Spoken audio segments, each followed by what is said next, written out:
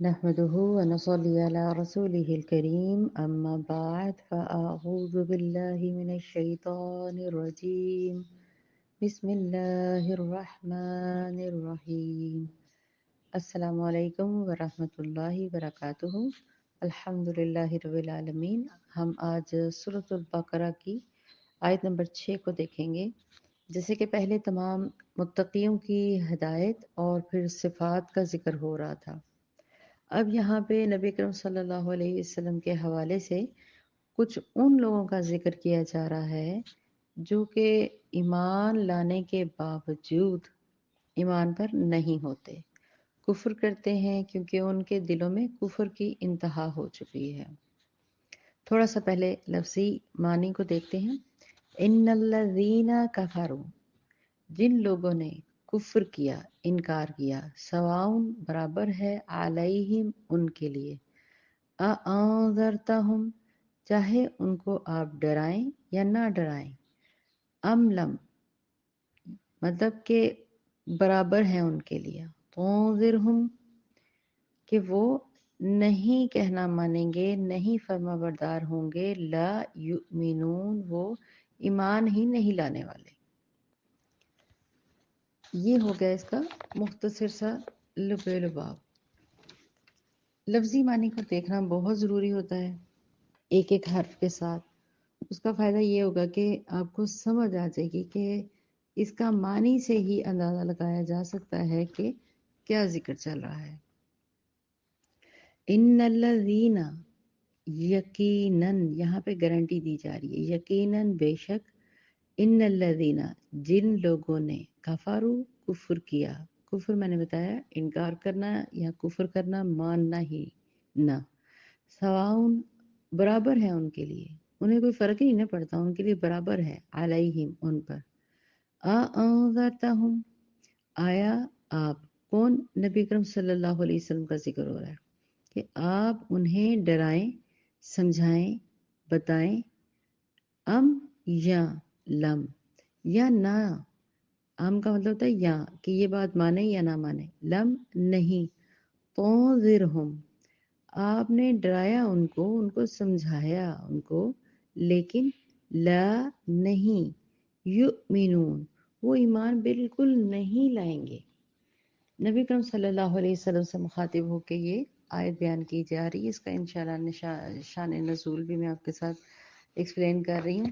فی الحال معنی تھوڑا سا سرسری سا آیت کا ضرور دیکھنا ضروری ہوتا ہے۔ یعنی یہاں پہ میں نے پہلے بھی ذکر کیا، نبی اکرم صلی اللہ علیہ وسلم کے حوالے سے ان کو مخاطب کر کے یہ آیت ہے کہ لوگوں نے کفر کیا، یعنی وہ لوگ جو کفر پر اڑے ہوئے تھے ان کے لیے برابر ہے، اے محمد صلی اللہ علیہ وسلم آپ انہیں کیا کہتے ہیں، انذار فرمائیں، انہیں نصیحت فرمائیں، ان کو تبلیغ کریں یا نہ فرمائیں، وہ ایمان لانے والے ہی نہیں ہیں۔ ان الذین کفروا سے مراد ہے کہ اپنے کفر پہ وہ اڑے ہوئے ہیں، ان کے اوپر آپ کی تعویل جو آپ ان کی نصیحت کرتے ہیں یا ان کو بتاتے ہیں، اللہ کی بات سمجھاتے ہیں، وہ اس کے اوپر اثر ہی نہیں رکھتے۔ جس شخص نے کسی بھی وقت کفر کیا ہو، کفر کی ہدایت اس کو کیسے مل سکتی ہے جب تک کہ وہ خود طلب نہ کرے؟ جیسے کہ ہم نے پچھلی آیت میں پڑھا کہ جو شخص خود طلب نہیں کرتا، دعا نہیں کرتا، تو پھر اس کے اوپر واعظ اور نصیحت نہیں توجہ کرتی۔ اگر کوئی شخص اسی مغالطے کی بنا پر رہے، ایک اور بات ذہن میں رکھیں کہ اب آپ اسی مغالطے میں رہیں کہ یہ تو کہنا نہیں مانتا، یہ چیز نہیں کرتا، یا توجہ نہیں کرتا، دھیان نہیں رکھتا اللہ کی بات کے اوپر، یا ہم اس کو نماز کا کہیں، نماز نہیں پڑھتا تو بات نہیں سنتا، ایسا نہیں ہے کہ آپ نے اس کو واعظ اور نصیحت کرنا چھوڑ دینی ہے۔ اس آیت کے دو معنی ہیں، ٹھیک ہے؟ انذار اور تبشیر سے اسے فائدہ دیں، مطلب اسے سمجھائیں، اس کو تبلیغ کرتے رہیں، آپ اسے واعظ اور نصیحت کرتے رہیں، اس کا اثر قبول کرے، کب کرے یہ اللہ بہتر جانتے ہیں، کیونکہ جب تک اندر طبیعت سلیم نہ ہو، اندر اس چیز کو ماننے کا رجحان نہ ہو، طبیعت میں نرمی نہ ہو، تو وہ حق بات نہیں سمجھ پاتے۔ جب وہ سمجھ نہیں پاتے تو پہچاننا یا اس کے اوپر غور کرنا تو یہ الگ الگ باتیں ہیں، لیکن اس کے باوجود محض ضد، ہٹ دھرمی اور تعصب کی وجہ سے یا تکبر اور حسد کی وجہ سے کفر میں وہ اڑ جاتے ہیں، تو ان کی قسمت میں پھر ہدایت نہیں رہتی۔ جو اڑ جاتے ہیں ان کا ذکر ہو رہا ہے۔ ایسے لوگوں کا معاملہ یہ ہے کہ ان سے کہا جا رہا ہے کہ اے نبی اکرم صلی اللہ علیہ وسلم، ان کے لیے برابر ہے کہ ان کو آپ سمجھائیں یا نہ سمجھائیں، لیکن دوسرا ہی ساتھ میں کیا کہا کہ ان کو تبلیغ واز کہتے رہیں، ان کو کہتے ضرور رہیں، یہ نہیں کہ کہنا ہی چھوڑ دیا جائے۔ کن لوگوں کا ذکر ہے اس کا انشاءاللہ میں ذکر کرتی ہوں آگے۔ چھوٹی سی مثال اور اکثر علماء دیا کرتے ہیں کہ جو سوتا ہوا شخص ہوگا اس کو تو آپ جگائیں گے، ہے نا؟ ایسا ہی ہے نا، جو سویا ہوگا آپ اس کو ہلائیں گے، اٹھائیں گے، وہ ایک دفعہ دو دفعہ ادھر ادھر آنکھیں مسلے گا، پھر آخر کار پلٹ کے اٹھ ہی جاتا ہے۔ لہذا سوئے ہوئے کو تو جگایا جا سکتا ہے۔ اب آپ یہ گمان کریں کہ ایک شخص سویا نہیں ہے، وہ تو جاگا ہوا ہے، تو جب وہ جاگا ہوا ہے تو آپ اس کو کیسے سمجھائیں گے؟ وہ آنکھوں سے دیکھ بھی رہا ہے، سن بھی رہا ہے، سمجھ بھی رہا ہے، اس کے سامنے اذان بھی ہو رہی ہے، اس کے سامنے سب اللہ کے کام اور قانون فطرت بھی چل رہا ہے، اس کو رزق بھی دیا جا رہا ہے، وہ کھا بھی رہا ہے، وہ بیٹھ بھی رہا ہے، تمام نعمتیں اس کو حاصل بھی ہیں، اور پھر بھی وہ انکار کیے جا رہا ہے۔ لہذا سوتے کو تو جگایا جا سکتا ہے، تو جس کی آنکھوں پر کفر کی پٹی بن جاتی ہے تو اس کو جگانا مشکل ہو جاتا ہے۔ تو نبی اکرم صلی اللہ علیہ وسلم کا جو معجزہ تھا، جو کامل معجزہ، وہ کیا تھا؟ قرآن حکیم۔ تو قرآن کے مقابلے میں ہم کیا کہہ سکتے ہیں؟ جب نبی اکرم صلی اللہ علیہ وسلم کسی کو دعوت دیں اور اگلا ایکسیپٹ ہی نہ کرے تو خود سوچیں وہ شخص کیسا ہے۔ اب یہاں پہ ان اشخاص کا ذکر جس کے لیے اسپیشلی یہ جو آیت ہے جو وحی کی گئی آپ صلی اللہ علیہ وسلم کا، ان کا ذکر کرنا بہت ضروری ہے۔ سیدنا ابن عباس رضی اللہ تعالیٰ عنہ سے روایت ہے کہ یہ دو آیات روح سائے یہود ہئی بن خطب، قاب بن اشرف اور ان جیسے دوسروں کے لیے نازل کی گئی۔ یہ اسپیشلی ان کے نام لے کر ان کے پر نازل کی گئی۔ تفسیر تبری سے یہ روایت ہے 84-1 سے۔ حقیقت میں کفر اس تعلیم یا اس کے حصے کا انکار کرنا جس کا نام مطلب کہ جسے محمد صلی اللہ علیہ وآلہ وسلم لے کر آئے۔ علماء نے یہاں پر 4 قسم کے بیسیکلی کفر کا بیان کیا ہے جن کا ذکر کرنا ضروری ہے۔ 4 طرح کے کفر ہوتے ہیں، جیسے ہم سب واقف ہیں لیکن موٹا موٹا میں آپ کو بتانے لگی ہوں۔ جیسے کفر کیا کس نے؟ فرعون نے کیا۔ فرعون کا کفر تھا کہ وہ اللہ کی ذات کا دل اور زبان دونوں سے منکر تھا۔ یہ ہے بالکل ہی کفر کر دینا، بالکل ہی انکار کر دینا۔ دوسرا کفر کیا ہوتا ہے؟ اللہ تعالیٰ کو زبان سے ماننا لیکن اقرار کرنا نہیں۔ جیسے ہمارے کیا کہتے ہیں، ہم اس واقعے سے بڑے اچھی طرح واقف ہے، ابلیس نے کیا۔ دیکھیں اللہ تعالیٰ کا وہ اقرار کرتا ہے، اللہ کا دل سے مانتا ہے، فرشتوں کے ساتھ اٹھتا بیٹھتا تھا۔ جیسے ہی حضرت آدم علیہ السلام کو حکم دیا گیا کہ یہ میری تخلیق ہے اور اس کو آپ سجدہ کریں، تو ابلیس نے کیا کیا؟ انکار کیا۔ کیوں؟ حسد اور تکبر کی وجہ سے۔ اللہ کو وہ مانتا ہے، بلکہ وہ اللہ کی ہر چیز کو مانتا ہے، صرف اس نے انکار کیا سجدے کو، اس حکم کو۔ تیسرا کفر اب کون سا ہے؟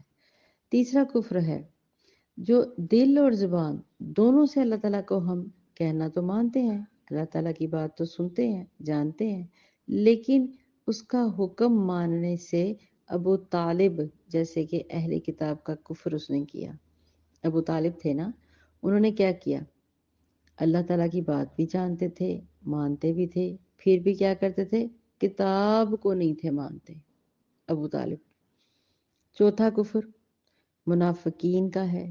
یہ چوتھا کفر بہت عام پایا جاتا ہے اسپیشلی ہم مسلمانوں میں، کہ زبان سے سب کچھ کہنا دل سے سب کچھ نہ ماننا، مطلب کہ ان الذین کفروا، جنہوں نے کفر کا رویہ اختیار کیا، یعنی کافرانہ طرز عمل پر اپنایا، اس رنگ میں اس طرح رنگے ہوئے ہیں کہ انہیں پہچان ہی نہیں رہی کہ سچ اور حق کیا ہے۔ تو لہٰذا نبی کریم صلی اللہ علیہ وسلم چونکہ بہت زیادہ ان کی شدید خواہش تھی کہ تمام لوگ جو ہیں وہ اسلام لے آئیں، تو یہاں پہ اللہ تعالیٰ انہیں کیا فرما رہے ہیں کہ مسلسل کفر اور اللہ تعالیٰ کی نافرمانیاں کرنے کی وجہ سے ان کے دلوں کی بات جو ہے وہ حق ماننے کو تسلیم ہی نہیں کر رہے، وہ قبول ہی نہیں کر رہے، کیونکہ ان کے دلوں میں استطاعت ہی نہیں رہی۔ تو لہٰذا نبی صلی اللہ علیہ وسلم کی شدید تمنا تھی کہ سب لوگ ایمان لے آئیں۔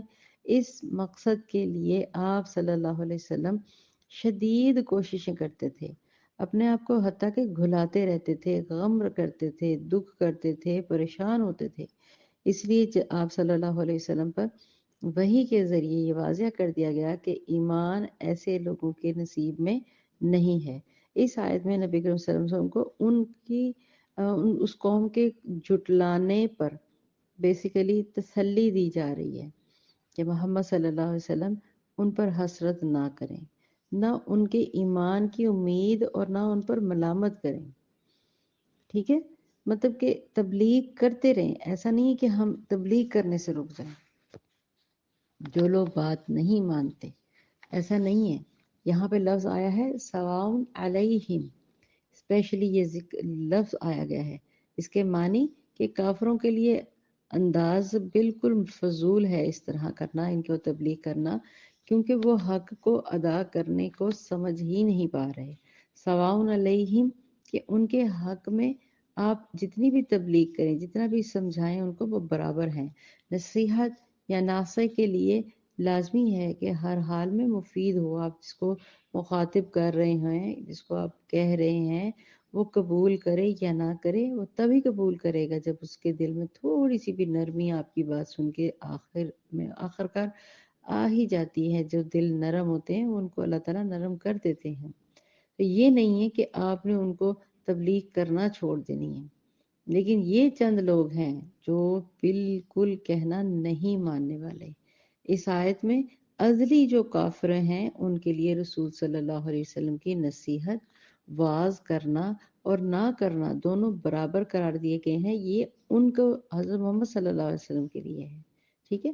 لیکن آج کے دور میں کیا ہے، یاد رکھیں علیہم کی قید لگائی گئی ہے قرآن کے ذریعے۔ کیا کہ قید لگایا کہ بتا دیا گیا ہے کہ یہ برابری کفار کے حق میں ہے، لہٰذا وہ کام جب وہ اس وقت کر رہے تھے، وہ کفاروں نے کہنا نہیں مانا، انہوں نے بالکل حق نہیں مانا، لیکن نبی اکرم صلی اللہ علیہ وسلم کی نصیحت کے مطابق، ان کے عمل کے مطابق، ان کے سنت کے مطابق کیا کرتے رہیں۔ ابھی بھی آپ تبلیغ کرتے رہیں، لوگ اگر کہنا نہیں مانتے۔ اور سب سے بڑی بات جو ہے وہ یہ ہے کہ ہم کافر کو، ہندو کو، فلاں کو کہیں گے، جو غیر مسلم ہے اس کو کہیں گے، وہ فوراً سے ایمان لے آئے۔ لیکن جو ہمارے لوگ ایمان لے کر آئے ہوئے ہیں، کیا ضروری نہیں ہے کہ ہم ان کی تبلیغ کریں، ہم ان کو سمجھائیں کہ نماز وقت پر ادا کریں، اولا وقت کے اندر ادا کریں، اپنے آپ کو، زبانوں کو جھوٹ سے بچائیں؟ کیا ہم اپنے رویوں کو بدلیں؟ کیا ہم کسی غریب یا یتیم بچی کے سر پر ہاتھ رکھیں اور اس سے جہیزوں کی ڈیمانڈز نہ کریں؟ یہ اسلوب جو تھے نبی کریم صلی اللہ علیہ وسلم نے جو ہمیں سمجھائے، بتلائے اور اپنی عملی زندگی سے اختیار بھی کر کے دیے، بہت بہت بہت ضروری ہے کہ ان چیزوں کو ہم اپنی زندگیوں میں شامل کریں، کیونکہ جن کے لیے یہ وحی نازل کی گئی وہ کفار تھے جو گزر چکے ہیں۔ اب ہم لوگ جو ہیں، ہم منافقین میں شامل ہوتے چلے جا رہے ہیں۔ اللہ کی بات سنی، قرآن سنا اور سننے کے بعد رد کر دیا۔ اللہ کی بات سنی، اللہ کا کہنا مانا، سننے کے بعد پھر بھول گئے۔ وقتی طور پہ تبلیغ یا اچھی بات سن کے، کیونکہ دل ہے نا ایمان والے، مومن ہے نا، نرم پڑ جاتے ہیں، اللہ کی خشیت میں ڈوب جاتے ہیں، ہمارا جسم، ہماری روح آٹومیٹکلی کلمہ گو جتنے بھی ہیں فوراً اپنے آپ کے اوپر پچھتاتے ہیں کہ ہاں مجھ سے یہ غلطی ہوئی تھی، انشاءاللہ آگے نہیں ہوگی۔ یہ ہے ایک سلیم الفطر طبیعت جس کا حکم سب کے لیے نہیں ہے، یہ صرف مسلمانوں کو خاصیت حاصل ہے۔ یا اللہ تعالیٰ نے جو دنیا میں جن کو ہدایت دینی ہوتی ہے، جو طلب کرتے ہیں، میں پھر کہوں گی، جو ہدایت طلب کرتے ہیں، جو دعا مانگتے ہیں، جو اس فکر میں ہوتے ہیں کہ ہم کر کیا رہے ہیں، ہم دنیا میں کرنے کیا آئے ہیں، مقصد کیا ہے، جن کا دنیا مقصد نہیں ہے، وہ فطرت سلیم والے، وہ ایمان رکھنے والے، وہ ضرور پلٹتے ہیں۔ لیکن یہاں پہ جو آیت کا نزول میں نے بتایا کہ وہ ان چند لوگوں کے لیے اسپیشلی، جب آپ صلی اللہ علیہ وسلم بہت پریشان تھے، بہت دکھی ہوتے تھے ان کے لیے، تو ان کے لیے اللہ تعالیٰ کی طرف سے وحی آئی کہ نبی اکرم صلی اللہ علیہ وسلم آپ ان کو نصیحت کریں یا نہ کریں، یہ نہیں مانیں گے۔ اور ماشاءاللہ سبحان اللہ، 13 سال کی مدت کے اندر اندر وحی نازل ہونے کے بعد جیسے جیسے قرآن کی وحی آتی گئی، پوری دنیا میں پھر دیکھا کہ عرب کے پورے میں کس طرح سے اسلام پھیل گیا۔ یہ وہ محبت، یہ وہ واعظ، یہ وہی تبلیغ تھی جو آج 14 ساڑھے 14 سال کے بعد بھی ہم اس دور میں الحمدللہ رب العالمین کلمہ گو مسلمان کروڑوں کی تعداد میں ہیں، جنہیں دبایا جاتا ہے، جنہیں بالکل اگنور بھی کیا جاتا ہے۔ تو اللہ تعالیٰ کی یہ توفیق ہے کہ جو طلب کرتا ہے اسے ہدایت مل جاتی ہے، لیکن ہمیں اپنی اپنی اصلاح کرنی بہت بہت ضروری ہے، کیونکہ یہ جو ہے کفر کی چوتھی قسم جو میں نے بتائی وہ منافقین کی ہے، کہ اللہ کی بات مانتے بھی ہیں، سنتے بھی ہیں، پڑھتے بھی ہیں، جانتے بھی ہیں، لیکن عمل کے اندر کمزوری ہے، اور عمل ہی کے ساتھ انسان جنت میں جائے گا، ورنہ تو دنیا ہے، دنیا تو مل ہی جاتی ہے ایسے ایسے کر کے، لیکن آخرت جس نے کمائی اصل میں وہ کامیاب ہے۔ اصل نمبر 1 وہ انسان ہے جس نے آخرت کی کمائی دنیا میں ہی کما لی۔ اللہ تعالی ہم سب کو عمل کی توفیق عطا فرمائے۔ وآخر دعوانا ان الحمد للہ رب العالمین۔ السلام علیکم ورحمۃ اللہ وبرکاتہ۔